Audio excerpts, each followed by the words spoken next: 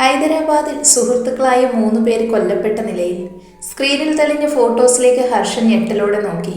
ക്രിസ്റ്റിയും രാഹുലും, പിന്നെ അന്ന് ആൽബിയെ കൊല്ലാൻ അവരോടൊപ്പം ഉണ്ടായിരുന്ന മൂന്നാമനും. മോനെ, ഇത് അവനല്ലേ? അമ്മയുടെ ചോദ്യത്തിന് ഹർഷനൊന്ന് തലയാട്ടി. ഒന്നും വിശ്വസിക്കാൻ പറ്റാത്ത അവസ്ഥയിലായിരുന്നു ദിയ. ഹർഷേട്ടാ, ആരായിരിക്കും ഇത് ചെയ്തത്? ശത്രുക്കൾ ഒരുപാടുണ്ട്, അതിലാരുമാകാം. പക്ഷേ ഇതിൽ ദൈവത്തിന്റെ ഇടപെടൽ ഉള്ളതുപോലെ ഒരു തോന്നൽ. പറഞ്ഞു തീർന്നതും ഡോറ് തുറന്ന് അകത്തേക്ക് വന്ന അയാളിലേക്ക് ഹർഷന്റെ നോട്ടം തറച്ചു. ആൽബിൻ ജോൺ കളരിയേക്കൽ. ഗൗരവം നിറഞ്ഞ അവന്റെ മുഖത്തേക്ക് ചെറുപുഞ്ചിരിയോടെ ഹർഷൻ നോക്കി. ദിയ എപ്പോ എത്തി? കുറച്ചു സമയമായതേ ഉള്ളൂ ചായ.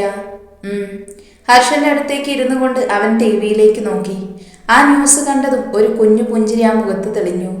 ആഹാ, അങ്ങനെ അവന്മാരുടെ ഇടപാട് തീർന്നല്ലേ? ഷടാ, ഞാനൊന്ന് പണിയാൻ ബാക്കി വെച്ചതായിരുന്നു. ഇനിയിപ്പോ പോട്ടെ. ഹർഷ, കൂട്ടുകാർ മരിച്ചതിൽ വിഷമം ഉണ്ടോടാ? മരിച്ചതല്ലല്ലോടാ, ആരോ തല്ലിക്കൊന്നതല്ലേ? ആൽബി പറഞ്ഞ അതേ ടോണിൽ തന്നെ ഹർഷന് മറുപടി കൊടുത്തു. താടിയൊന്ന് ഒടിഞ്ഞുകൊണ്ട് ആൽബി പോയി പുഞ്ചിരിയോടെ അവനെ നോക്കി. അമ്മ ദിയയുമായി ക്യാൻറ്റീനിൽ പോയി എന്തെങ്കിലും കഴിച്ചിട്ട് വാ. എനിക്കൊന്നും വേണ്ട. നീ അതിനൊന്നും കഴിച്ചില്ലല്ലോ ദിയ, പറയുന്നത് കേൾക്ക്. അവർ 2 പേരും പോയതും ഹർഷൻ അവനെ ഒന്ന് നോക്കി. തീർത്തല്ലേ? എന്ത്? ദേ, ആ ന്യൂസിൽ കാണുന്ന കൊലപാതകവുമായി നിനക്കൊരു ബന്ധവും ഇല്ലെന്ന് പറഞ്ഞാൽ ഞാൻ വിശ്വസിക്കില്ല. അതിന് മറുപടി പറയാതെ ആൽബി ടിവിയിലേക്ക് നോക്കി. മീശ പിരിച്ചൊരു കള്ളച്ചിരിയോടെ ഇരിക്കുന്നവനെ കണ്ടതും ഹർഷൻ അതിനുള്ള ഉത്തരം കിട്ടി. കൊല്ലണ്ടായിരുന്നു ആൽബി. പോലീസ് നിന്നെ കണ്ടുപിടിച്ച? അതിന് ഞാൻ അവന്മാരെ ഒന്നും ചെയ്തില്ലല്ലോ. പിന്നെ കൊല്ലാൻ എനിക്ക് ഉദ്ദേശമില്ലായിരുന്നടാ. എല്ലാ തെളിവുകളോടെ അവന്മാരെ പോലീസിൽ ഏൽപ്പിക്കാനായിരുന്നു പ്ലാന്. അതിനു വേണ്ടിയാണ് ഞാൻ ഹൈദരാബാദ് പോയത്. പക്ഷെ ആ സമയം അവന്മാര് എൻ്റെ അമ്മുനെ കിഡ്നാപ്പ് ചെയ്തു. പിന്നെ ദേവു, നീ, എല്ലാവരും കുറെ അനുഭവിച്ചില്ലേ? ദേവുവിനെ തേടി ക്രിസ്റ്റി ഇനിയും വരുമെന്ന് നീ പേടിക്കുന്നത് കൊണ്ടല്ലേ അവരുടെ കല്യാണം ഉടനെ നടത്താൻ തീരുമാനിച്ചത്.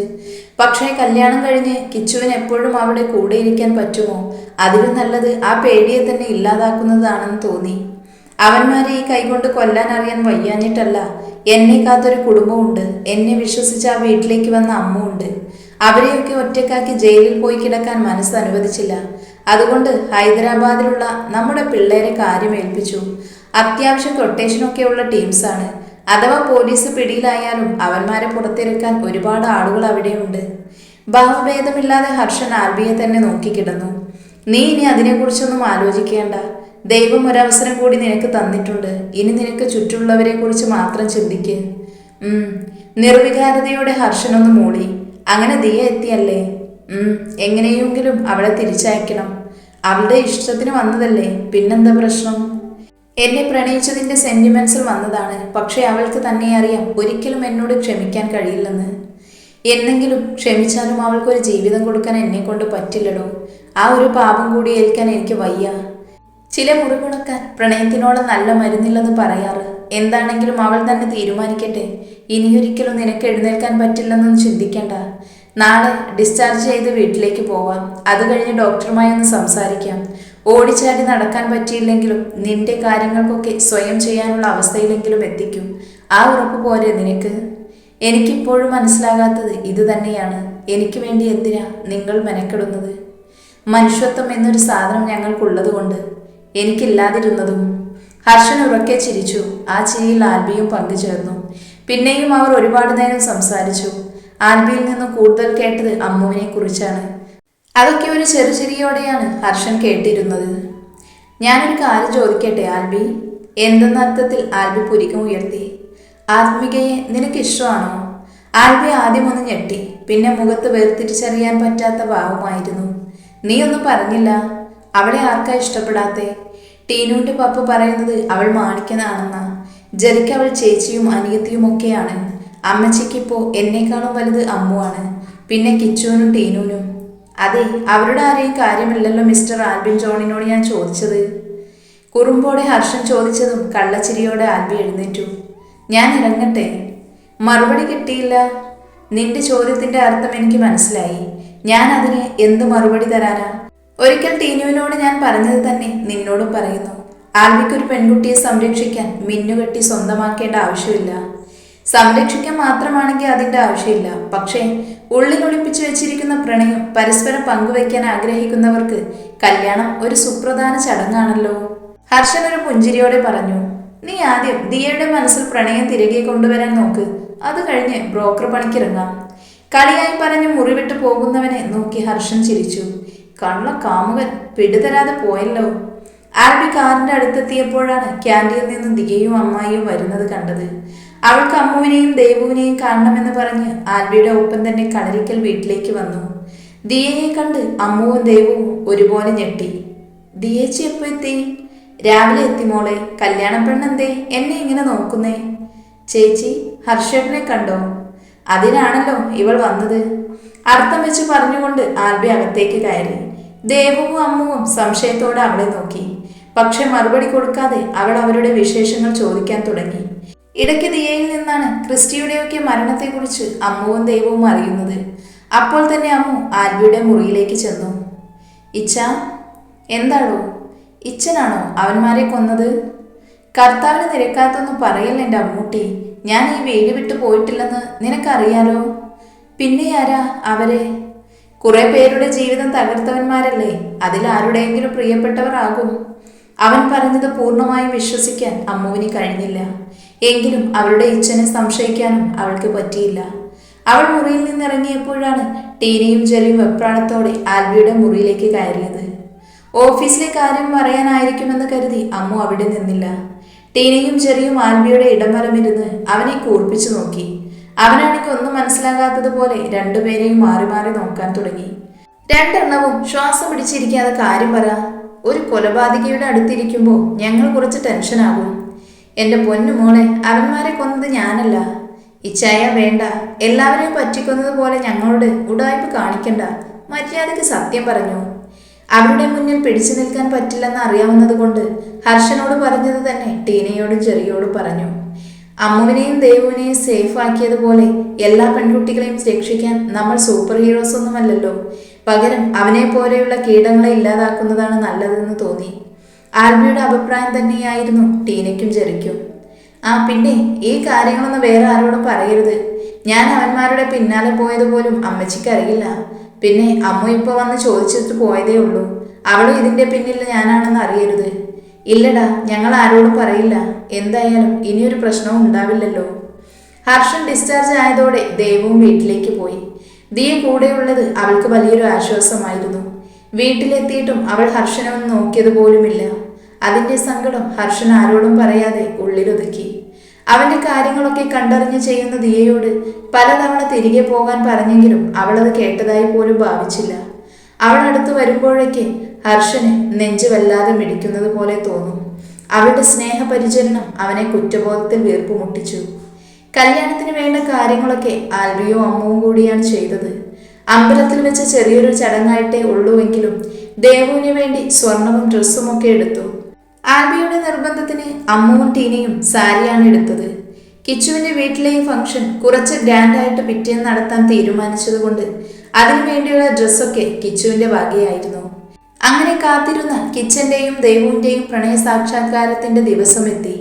അമ്മുവും ടീനയും ദിയയും കൂടിയാണ് ദേവുവിനെ ഒരുക്കിയത്. തൊട്ടപ്പുറത്തെ മുറിയിൽ കല്യാണ വേഷത്തിൽ കുഞ്ഞിപ്പെങ്ങളെ കാണാൻ കാത്തിരിക്കുകയായിരുന്നു ഹർഷൻ. ഒരുപാട് ആഗ്രഹിച്ച ദിവസമാണെങ്കിലും ദേവുവിന് മനസ്സ് തുറന്ന് സന്തോഷിക്കാൻ കഴിഞ്ഞില്ല.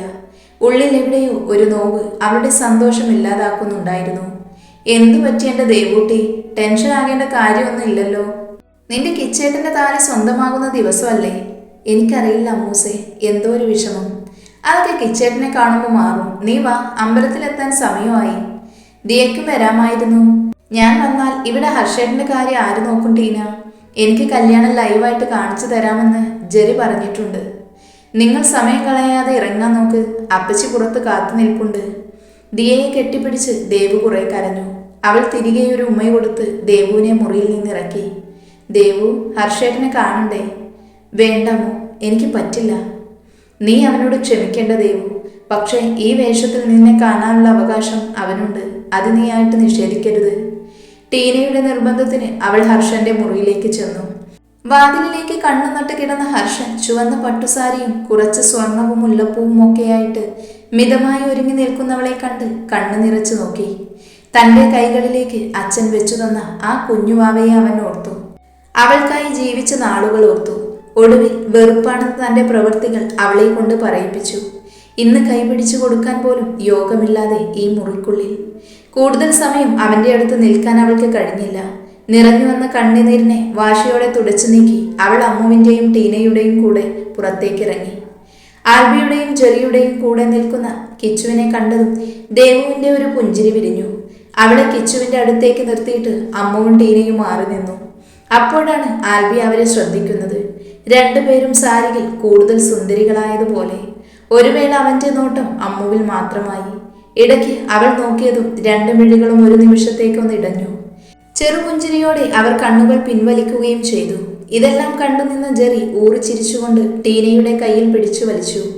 എന്തെന്നവൾ ചോദിച്ചതും ഒന്നുമില്ലെന്ന് ചുമൽ കൂച്ചിക്കൊണ്ട് അവൻ ഫോണെടുത്ത് ദിയെ വിളിച്ചു. ഓരോ ചടങ്ങുകളും അവൾക്ക് കാണിച്ചു കൊടുത്തോണ്ടിരുന്നു. മുഹൂർത്തമായതും അച്ഛൻ എടുത്തു നൽകിയ താലി കിച്ചൻ ദേവുവിന്റെ കഴുത്തിൽ ചാർത്തി. കണ്ണടച്ച് പ്രാർത്ഥിച്ചുകൊണ്ട് അവളത് സ്വീകരിച്ചു.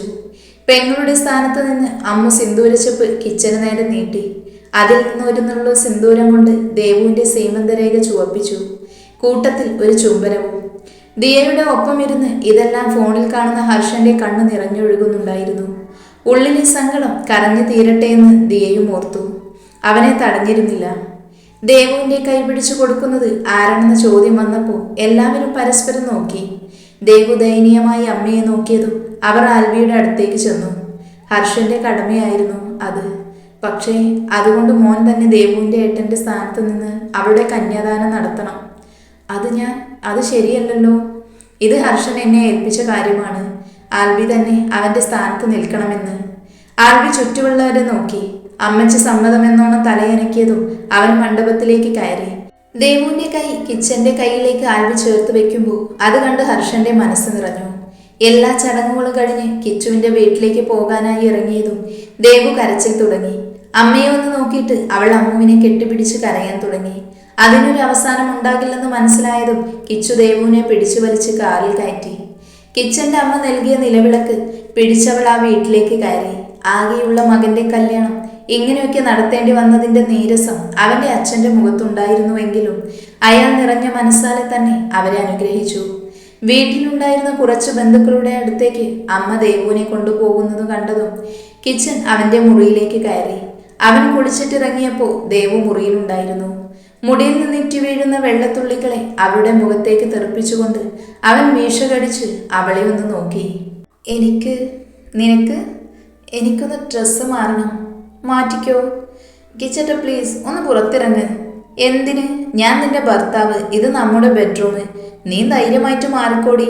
ഇങ്ങോട്ട് ആരും വരാതെ ഞാൻ നോക്കിക്കോളാം. ഇങ്ങോട്ട് ആരെങ്കിലും വരുന്നതല്ല, കിച്ചട്ട് നിൽക്കുന്നതാ പ്രശ്നം. എന്നാ ഞാനിരിക്കാം. പറയുന്നതിനോടൊപ്പം തന്നെ അവൻ കട്ടിലിൽ കയറിയിരുന്നിരുന്നു.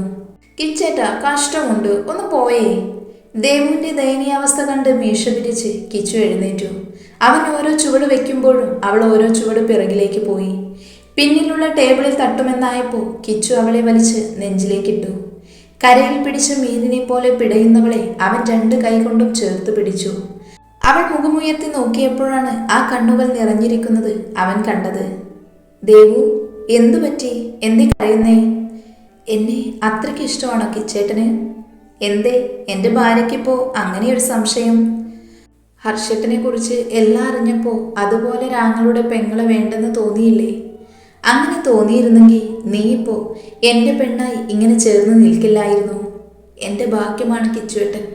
അവളുടെ കണ്ണുനീരിനാൽ അവൻ്റെ നെഞ്ചു നനഞ്ഞതും അവൻ അവളെ അടർത്തി മാറ്റി. ഈ സമയത്ത് ഇങ്ങനെ സെൻഡിയാക്കാൻ എങ്ങനെ തോന്നി നിനക്ക്? വിഷമം കലർത്തിയുള്ള അവൻ്റെ സംസാരം കേട്ട് അവളൊന്ന് ചിരിച്ചു. തൽക്കാലം നീ പോയി കുളിച്ച് ഒന്ന് ഫ്രഷ് ആക്. അവളുടെ നെറ്റിയിലൊന്ന് അമർത്തി ചുംബിച്ചുകൊണ്ട് അവൻ മുറിവിട്ട് പോയി. അവൾ നേരെ ഫ്രഷ് ആകാനായി ബാത്റൂമിലേക്ക് കയറി. ഡ്രസ് ചേഞ്ച് ചെയ്ത് ദേവു താഴേക്ക് വന്നപ്പോൾ അമ്മുവും ആൽബിയും ടീനയും ജെറിയും എല്ലാവരും ഉണ്ടായിരുന്നു. അമ്മുവിനെ കണ്ടതോടെ അവരുടെ എല്ലാ സങ്കടങ്ങളും മാറി. ഒരുപാട് സമയം അവരോടൊപ്പം ചിലവഴിച്ചു. ദേവു പൂർണ്ണമായും സന്തോഷവതിയാണെന്ന് ഉറപ്പായതിനു ശേഷമാണ് അവർ തിരികെ പോയത്. ദേവു മുറിയിലെത്തുമ്പോൾ ചിക്കുവിന്റെ ഫോട്ടോ നോക്കി നിൽക്കുകയായിരുന്നു കിച്ചൻ. അവൾ പിറകിലൂടെ ചെന്ന് കെട്ടിപ്പിടിച്ചു. അവൻ കയ്യിൽ പിടിച്ച് അവളെ മുന്നിലേക്ക് നിർത്തി. ചിക്കു ആഘോഷമാക്കേണ്ട ദിവസമായിരുന്നു. ഏട്ടത്തിന്ന് വിളിച്ച് നിന്റെ പിന്നാലെ നടന്നേനെ. വിഷമിക്കല്ല കിച്ചേട്ടാ, മറ്റൊരു ലോകത്തിരുന്ന് ചിക്കു ഇപ്പോൾ സന്തോഷിക്കുന്നുണ്ടാകും. ഒന്ന് മൂളിക്കൊണ്ട് അവൻ ബാൽക്കണിയിലേക്ക് ഇറങ്ങി. നക്ഷത്രങ്ങൾ ചിമ്മി നിൽക്കുന്ന ആകാശത്തിലേക്ക് നോക്കി അവൻ ചിക്കുവിനെ കുറിച്ച് ദേവുവിനോട് പറയാൻ തുടങ്ങി. അവളുടെ കുറുമ്പുകളെക്കുറിച്ച്, സ്നേഹത്തെക്കുറിച്ച്, വാശിയെക്കുറിച്ച്. പിന്നീട് സംസാരം അമ്മുവിനെ കുറിച്ചായി. അത് ആൽബിയിലേക്കും ടീനയിലേക്കും നീണ്ടു. ഇടയ്ക്ക് തണുപ്പുകൊണ്ട് ചെറുതായി വിറക്കുന്നവളെ അവൻ ചേർത്ത് പിടിച്ചു. അവന്റെ ഹൃദയതാളം കേട്ട് കണ്ണടച്ച് നിൽക്കുന്നവളെ കണ്ടതും അവൻക്കൊരു കുസൃതി തോന്നി. അവളുടെ ഇടുപ്പിൽ ചെറുതായി ഇക്കിളിപ്പെടുത്താൻ തുടങ്ങി. അവൾ അവനെ തള്ളിമാറ്റി അകത്തേക്ക് പോകാൻ തിരിഞ്ഞതും അവൻ കയ്യിൽ പിടിച്ചു വലിച്ചു. അവൾ കൃത്യമായി അവന്റെ നെഞ്ചിൽ തട്ടി നിന്നു. മുഖമുയർത്തി അവൾ നോക്കിയതും വിറക്കുന്ന ചുണ്ടുകളിലേക്ക് അവന്റെ നോട്ടം ചെന്നു. അവന്റെ കണ്ണിലെ പ്രണയം നേരിടാനാകാതെ അവൾ മിഴികൾ മൂടി. മൂക്കിൻ തുമ്പിൽ അവന്റെ മീശ തട്ടിയതും അവൾ ഒന്നുകൂടെ അവനിലേക്ക് ചേർന്ന് നിന്നു. അടുത്ത നിമിഷം തന്നെ അവളുടെ ഇടുപ്പിൽ പിടിച്ച് ചേർത്തുകൊണ്ട് അവൻ ആദരം സ്വന്തമാക്കി. ആവേശത്തോടെ ആ തേൻകണം നുകരുമ്പോൾ ശ്വാസം അവർക്ക് തടസ്സമായി മാറി. അവളിൽ നിന്ന് അകന്നു മാറി അവൻ നോക്കുമ്പോൾ അവൾ അപ്പോഴും കണ്ണടച്ചു നിന്ന് കിടപ്പ് അകറ്റുകയായിരുന്നു. ദേവുവിന്റെ മുഖം കൈക്കുമ്പിളിൽ എടുത്തുകൊണ്ട് അവൻ ആ കണ്ണിലേക്ക് ഊതി. അവൾ പ്രണയത്തോടെ തന്നെ കണ്ണൊന്ന് ചിമ്മി തുറന്നു. ഇപ്പൊ പറയടി, ഞാൻ അൺറൊമാൻറ്റിക് ആണോന്ന്? മീശ വിരിച്ചുള്ള അവന്റെ ചോദ്യം കേട്ട് അവൾ ഞെട്ടി അവനെ നോക്കി. നോക്കണ്ട, ടീനയോടും അമ്മുവിനോടും നീ പരാതി പറഞ്ഞത് ടീന എന്നോട് പറഞ്ഞു. അത് കിച്ചേട്ടാ ഞാൻ വെറുതെ. അപ്പോ അത്തരം മോഹങ്ങളൊക്കെ എൻ്റെ മോൾക്കുണ്ടായിരുന്നു അല്ലേ? അയ്യേ പോ കിച്ചേട്ടാ. അവൾ കണ്ണുപൊത്തി തിരിഞ്ഞു നിന്നു. പൊടുന്നനെ അവൻ പിന്നിൽ നിന്നും അവളെ കെട്ടിപ്പിടിച്ച് കഴുത്തുടിക്കിൽ അവന്റെ നിശ്വാസം പതിഞ്ഞതും അവൾ ചിനുങ്ങിക്കൊണ്ട് അവനിലേക്ക് ചേർന്നു.